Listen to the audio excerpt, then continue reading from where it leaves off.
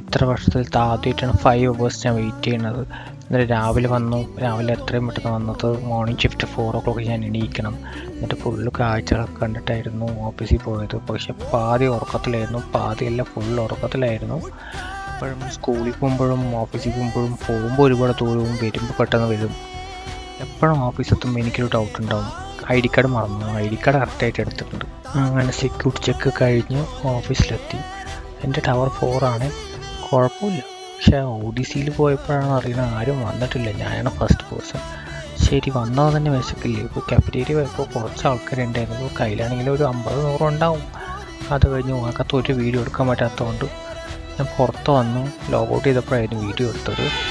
റൂമിലെത്തിയ ശേഷം എൻ്റെ ടയേർഡ് മാറാനായിട്ട് എൻ്റെ ഫേവററ്റ് ആയിട്ടുള്ള പാട്ട് കേട്ടു. അങ്ങനെ റിലാക്സായി. അതിനുശേഷം കിടന്ന് ഉറങ്ങി ഞാൻ.